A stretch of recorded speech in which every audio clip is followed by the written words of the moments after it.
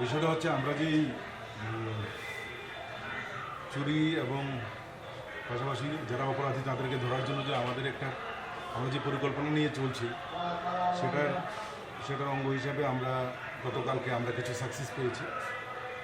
বিশেষ করে গত 15 দিন আগে একটা ল্যাপটপ চুরি হয়েছিল, যেটা ব্যানার্জিপাড়া থেকে একজন অ্যাডভোকেটের। তো সেটি চুরি হওয়ার পর আমরা অনেক খোঁজাখুঁজি করি এবং বিভিন্ন সূত্র থেকে খবরাখবর কালেকশন করে আমরা জানতে পারি যে সে তেলিয়ামুড়াতে আছে। আমরা সেখান থেকে চোরকে ধরতে পারি। ধরার পর ওকে জিজ্ঞাসাবাদ করে হেজামারা থেকে যেখানে লুকিয়ে রেখেছিল ল্যাপটপটা সেখান থেকে সেটা উদ্ধার করি।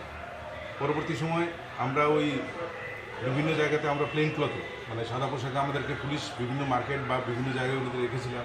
গতকালকে বটতলা থেকে একটি বাইক চুরি করার একটি উদ্যোগ নেওয়া হয়েছিল।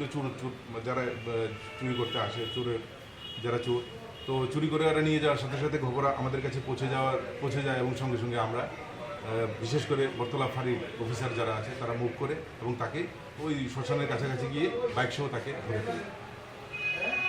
আরও একটা বাইক চুরি করার জন্য পরিকল্পনা নিয়ে আরেকটা গ্যাং সেখানে কাজ করছিল, তাকেও আটকানো হয়েছে। তো মোট আমরা 2 জন ভেটারান বাইক চোরকে ধরতে পেরেছি। তাদেরকে জিজ্ঞাসাবাদ করে আরও কিছু বাইকের সন্ধানও আমরা পেয়েছি, যদিও সেগুলি আমরা উদ্ধার করার জন্য চেষ্টা নেব। আর এই ধরনের আমাদের চোর ধরার জন্য আমরা যেই উদ্যোগ নিয়েছি বা পরিকল্পনা মাফিক চলছে সেটা চলতে থাকবে। এত চুরি করছে, চোরকে ধরছে না, তারপরও চুরি কমছে না, সেই বিষয়টা সব তো অ্যাকচুয়ালি সব আগরতলা বেস না। এরা কোনোটা সোনামুড়া, কোনোটা মেলাঘর, কোনোটা বিভিন্ন জায়গায়, কোথাও হেজামারা, কোথাও সিদাই, বিভিন্ন জায়গা থেকে শহরের মধ্যে এসে এই ঘটনাগুলি ঘটায়। এটা শুধু আগরতলা বেস যারা আছে চোর এমন ঘটনাটা না, সারা ত্রিপুরার বিভিন্ন জায়গা থেকে এসে এই চুরিগুলি করছে।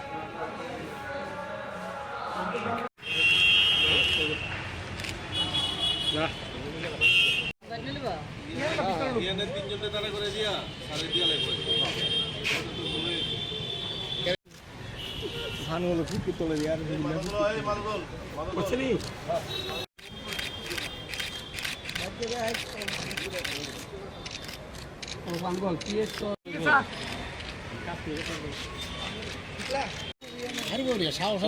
ফটো বলে না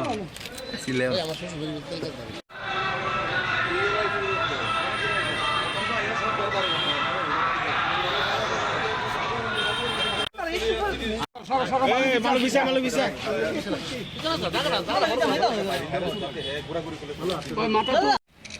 ল্যাপটপে নাল আলাদা আরো